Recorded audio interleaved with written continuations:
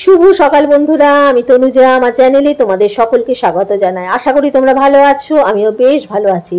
সকাল সকাল কোথায় যাচ্ছি বলো তো? মাছ কিনতে। এর আগের দিন মাছ আনতে গিয়েছিলাম, মনোমতো মাছ পাইনি, তাই আজকে যাচ্ছি। এদিকে দেখো কর্তামশাই স্কুটি নিয়ে রেডি।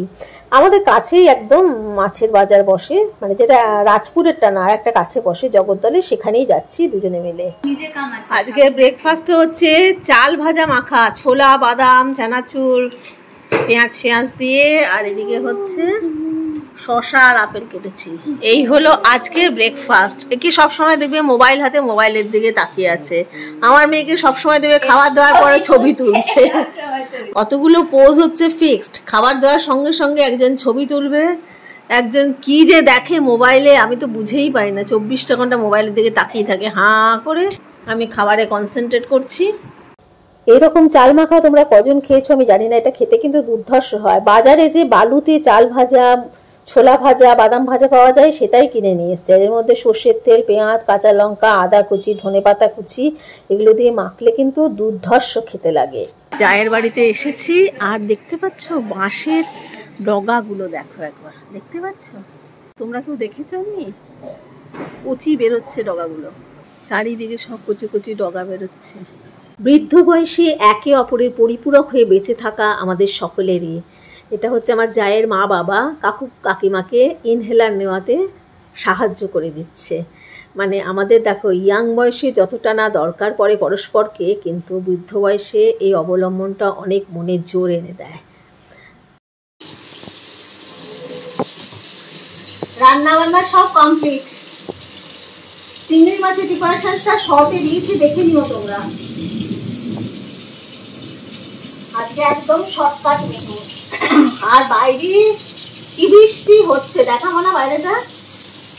শৈশবে বর্ষা ছিল, নিম্নচাপ ছিল না, ঝড়ো ঝড়ো দিনে স্কুল কামায়। এখনকার মতো গেম ছিল না, খেলা ছিল, তেমন খেলনা ছিল না।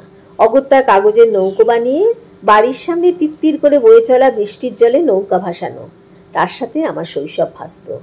খিচুড়ি অবধারিত, সঙ্গে ডিম ভাজা। নিয়ম মেনেই এরপরে কাশফুল আসতো, আজও আসে। তবে অপু দুর্গারা তার গায়ে আজ হাত বোলায় না। সামনে সেলফি, পিছনে কাশফুলের ভেলকি। সেই সময় স্কুলে এত রকস্টার সেমিস্টার প্রজেক্ট ছিল না।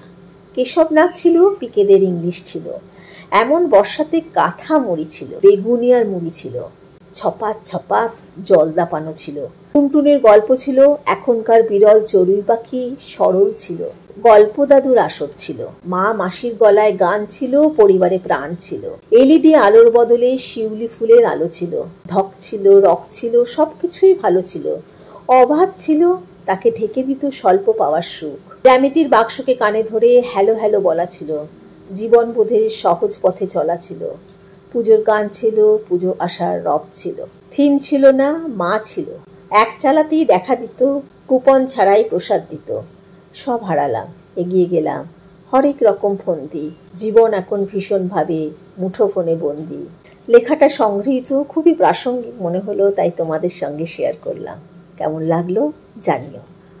এখন বাজে 3:15, খাওয়া দাওয়া কমপ্লিট। এত সুন্দর ওয়েদারটা হয়ে আছে না, ঝমঝমিয়ে বৃষ্টি হয়েছে, আর এখন না বৃষ্টি বন্ধ, ঠান্ডা ঠান্ডা। জানলাটার জন্য খুলে রেখে দিয়েছি।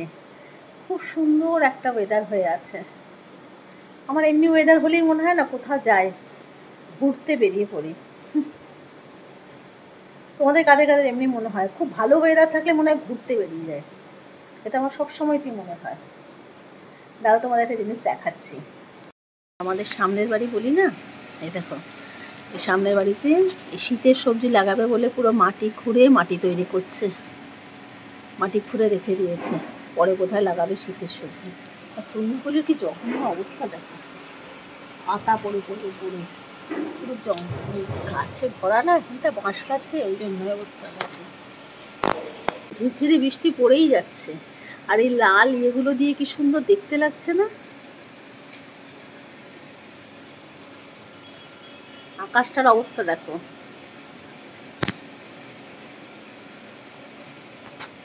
এবারে বসে বসে ভিডিও এডিট করব। দুপুরে আমি ঘুমোই না, বসে বসে যদি কোমরটা ধরে যায় তো একটুখানি শুই, কিন্তু ঘুমোই না। এখন না রান্না একটু কম কম করছি, কেন বলতে দেখিনি, রান্না যদি পুরো এনার্জিটা চলে যায় তাহলে ঘর যে পরিষ্কারেরটা না করতে পারি না, তখন আর সেই শক্তিটা থাকে না শরীরে। তো সেই জন্য এমন রান্না করছি প্ল্যান করে যাতে রান্নাটা কম করতে লাগে। আর আমি রান্নাঘর পরিষ্কার কাজ মডিউলার কিচেনের এক একদিন এক একটা পোর্শন বের করছি আর পরিষ্কার করছি, এই করে করছি। আরও এখনও 1-2 দিন তো লাগবেই মিনিমাম করতে। রান্নাঘর পুরো ক্লিন হয়ে গেলে আমি রান্নাঘরও রেগুলার ওয়াইজ পরিষ্কার করতে থাকে, কিন্তু তবুও রান্নাঘরটা আমার সবথেকে বেশি খুঁতখোঁতা, ওটা একদম ভালো করে করে। আর ঘরগুলো তো সব সময়তেই পরিষ্কার থাকে। তোমরা জানোই আমি মাঝে মাঝে জিনিস এদিক থেকে এদিক সরাই, তো ওই জন্য কোথাও আমার এখন আর ধুলো ঝুল নোংরা কিচ্ছু পাবে না। দেওয়ালগুলো খালি মুছবো, তোমাদেরকে দেখিয়েছি যেমনি করে অমনি করে করে দেখবে, খুব ভালো মোছা হয়। তালের বড়া বানাচ্ছি, তালের বড়া। একটু তালের বেঁচেছিল, ওটা দিয়ে বানাচ্ছি। দেখছেন টিভি, ইনি খাচ্ছেন, তালের বড়ার প্লেট নিয়ে বসে গেছে। এই কি করছিস? ছবি হেভি খেতে হয়েছে না? দারুণ লাগছে। হ্যাঁ, তোমরা যেখান থেকেই আমার ভিডিও দেখছো তোমাদের সকলকে আমার আন্তরিক ধন্যবাদ জানাই। তোমাদের যদি আমার ভিডিও ভালো লেগে থাকে তাহলে প্লিজ সাবস্ক্রাইব করো, লাইক করো আর শেয়ার করো। আর তোমাদের সুন্দর সুন্দর কমেন্টের জন্য অনেক অনেক ভালোবাসা আর আন্তরিক ধন্যবাদ জানাই তোমাদেরকে। রাতের খাবার দিতে শুরু করেছি একে একে। আগে বরকে দিয়ে দিলাম, ও খেলে এলো। দুপুরের মাছের ঝোল ছিল, ডিমের পোচ আর রুটি। আর মেয়ে তো খাবে না, মাছের ঝোল ঠোল খায় না, ওর জন্য একটা চিকেন প্যাটি ভাজলাম আর স্যান্ডউইচ বানিয়ে দেবো। এদিকে মেয়ে কেটে দিচ্ছে পেঁয়াজ রসুন ক্যাপসিকাম সব, ওই ভেতরে এগুলো দিয়ে নিয়ে প্যাটি দিয়ে আর ডিমের পোচ দিয়ে স্যান্ডউইচটা বানিয়েছি। এটা খেতে ও খুব ভালোবাসে। বরের খাওয়া হয়ে গেছে, মেয়েকে দিয়ে দিলাম, এবারে আমি খাবো ভাত, মাছের ঝোল খাবো আজকে রাতে। কি গরম, চলো খেয়ে নি। একটুখানি বেরিয়েছিলাম, নিচটায় বসেছিলাম, 1-2 বার পায়চারি করলাম, আবার বৃষ্টি শুরু হয়ে গেল।